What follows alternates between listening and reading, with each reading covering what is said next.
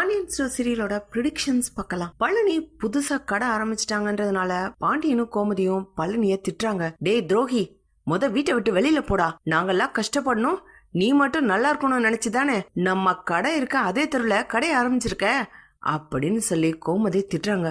பழனி கெஞ்சுறாரு, அக்கா இல்லக்கா, மச்சான் இல்ல மச்சான், எனக்கே இங்கதான் கடை ஆரம்பிக்க போறாங்கன்னு தெரியாது மச்சான். அப்படி பழனி கெஞ்சும் போது சுகன்யசுறாங்க, இங்க பாருங்க, கொஞ்சம் சும்மா இருங்க, இன்னும் எதுக்காக இவங்க கால்ல விழுந்து கெஞ்சிக்கிட்டு கிடக்குறீங்க? அத்தாச்சி என்ன நினைச்சிட்டு இருக்கீங்க? இவரை பார்த்து துரோகின்னு சொல்றீங்க, என்ன இவரை பார்த்து துரோகிய மாதிரியா இருக்கு?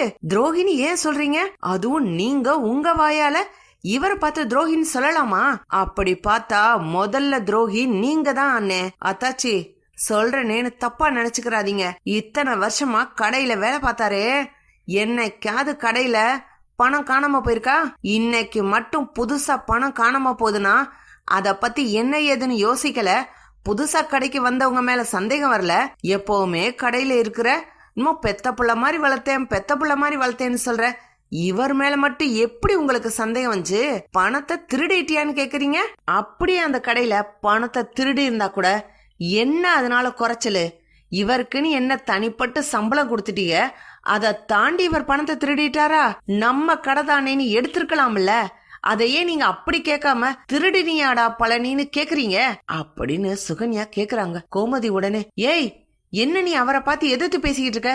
அத்தாச்சி சும்மா இருங்க அத்தாச்சி, நீங்க ஒரு பக்கம் நியாயம் மட்டும் பாக்காதீங்க. ஏன் இவருக்கு மட்டும் மனசே இருக்காதா? இவரை விட வயசுல சின்ன பசங்க உங்க பயலுக, அவங்களுக்கு எல்லாருக்கும் கல்யாணம் ஆயிடுச்சு. அவன் சொந்தமா தனித்தனியா பிசினஸ் பண்ண ஆரம்பிச்சிட்டாங்க. செந்தில் தம்பி பால் காய்ச்சறதுக்கு ஒரு கிஃப்ட் வாங்கிட்டு போகணும், 200 ரூபா கொண்டு வாங்கன்னு சொன்னா அதுக்கு மச்சான்ட்ட கேட்டேன், மச்சான் குடுக்கலன்னு செந்தில் வீட்டுல வந்து புலம்பிக்கிட்டு நிக்கிறாரு. ஏன் ஒரு 200 ரூபாய்க்கு கூட இவர் மதிக்க மாட்டீங்களா?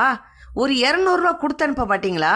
200 ரூபாய் வச்சு அவர் என்ன வேணா பண்ணிட்டு போட்டோம், பணம் கேட்டா கொடுக்க வேண்டியதானே, அதுக்கு கூட கணக்கு பாக்குறீங்க? அப்பதான் நான் முடிவு பண்ணேன், இனிமே இவரு சொந்தமா தொழில் பண்ணுனாதான் எனக்குன்னு ஒரு பொருள் வாங்கி கொடுக்க முடியும்.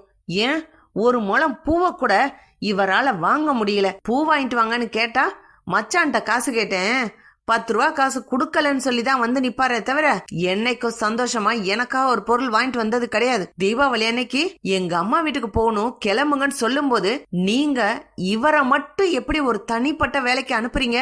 நீங்க போயிருக்கலாம், உங்க பசங்க அத்தனை பேர் இருக்காங்க, அவங்கள அனுப்பியிருக்கலாம். இவரை மட்டும் போய் ஏதோ ஒரு வேலை இருக்கு பாத்துட்டு வான்னு அனுப்புறீங்க. எங்க அப்பா அம்மா வர சொல்லிட்டு போனாங்க, நான் போகணும்னு ஆசையா காத்திருந்தேன். நீங்க சொன்னீங்கன்னு ஒரே காரணம், என்ன விட்டுட்டு நீங்க சொன்ன வேலைக்கு போயிட்டாரு. அவ்வளவு அடிமத்தனமா வேலை செய்யறதுனால தானே இவரோட மரியாதை என்ன மதிப்பு என்னன்னு உங்களுக்கு தெரியல. ஏன் உங்க கடையில வேலை பார்க்குற ஆளுங்களை விட்டு அந்த வேலையை செய்ய வைக்க வேண்டியதானே? இவர் மட்டும்தான் வேலை செய்யணுமா? சாப்பிடுற நேரம் தூங்குற நேரம்னு எந்த நேரத்துலனாலும் அந்த வேலையை பாரு இந்த வேலையை பாருன்னு ஏவுறீங்க. இவரும் அடிமை மாதிரி போய் வேலை பாக்குறாரு. கேவலம் ஒரு 1000 ரூபாய் காணாம போயிடுச்சுன்னு பழனி திருடிட்டான்னு சொல்லிட்டீங்க. அத கேட்கும் போது இவர் கண்ணு கலங்குச்சோ இல்லையோ, என் மனசே உடைஞ்சு போச்சு. என்ன மரியாதை இருக்கு? சின்ன பயலுக முன்னாடி இவரை பார்த்து திருடேன்னு சொல்றீங்க, நாளைக்கு இந்த பயலுக மதிப்பாங்களா? ஏன் இதெல்லாம் பத்தி உங்களுக்கு யோசனை வராது? உங்க வீட்டு பிள்ளையா இருந்தா நீங்க அப்படி யோசிச்சிருப்பீங்க.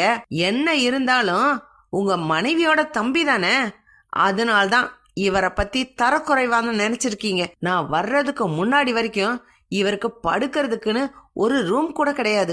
ஏதோ நான் வந்த பிறகு இந்த ரூமை கொடுத்துருக்கீங்க. இவ்வளவுதான் இந்த ஆளுக்கு இந்த வீட்டுல இருந்த மரியாதை. இந்த ஆளோட தகுதி என்னன்னு அவருக்கே தெரியல. இவருக்குன்னு ஒரு வீடு இருக்கு, அம்மா இருக்காங்க, அண்ணன்க இருக்காங்க, அங்க போனா ராஜா மாதிரி கவனிப்பு இருக்கும்.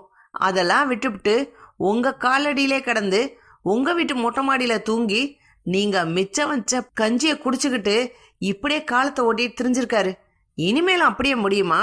நாளைக்கு இவருக்குன்னு ஒரு வாழ்க்கை இருக்கு, குடும்பம் இருக்கு, பிள்ளைங்க வருவாங்க. அப்போ இவரோட வாழ்க்கை என்ன ஆகும்? இவருக்குன்னு பணம் வேணும்ல, சம்பளம் கொடுக்கற வேலைக்கு போயிருக்கணும் இல்லையா? சொந்தமா வேலை செஞ்சு சம்பாதிக்கணும். இப்போ 2வது சொன்னனே அந்த வேலையத்தான் இனிமே செய்ய போறாரு. சும்மா துரோகின்லாம் பேசாதீங்க அத்தாச்சி. அப்படி பார்த்தா நீங்க தான் துரோகி. நல்லா நினைச்சு பாருங்க, உங்க கடையில எத்தனையோ வருஷமா வேலை பார்த்திருக்காரு. இந்த ஆள துரோகின்னு சொல்லி வீட்டை விட்டு வெளில அனுப்புறீங்க. ஏன் சொத்துல பாதி கொடுத்து அனுப்புறது? இதெல்லாம் கேட்டா நான் கெட்டவளாயிடுவேன். அத்தாச்சி போதும் அத்தாச்சி, நீங்க வாங்க, நாம வீட்டுக்கு நம்ம போவோம். இவங்க வீட்டுல இருக்கிறதுனால தானே துரோகி வெளியில போன்னு சொல்றாங்க அப்படின்னு சுகன்யா பாண்டியனா நல்லா நாக்கப்படுங்கிற மாதிரி கேட்டுட்டு பழனிய கூட்டிக்கிட்டு அவங்க வீட்டுக்கு போறாங்க. இப்படி போனா நல்லா இருக்கும். பார்க்கலாம் ஃப்ரெண்ட்ஸ். லைக் பண்ணுங்க, ஷேர் பண்ணுங்க, கமெண்ட் பண்ணுங்க. Thank you friends.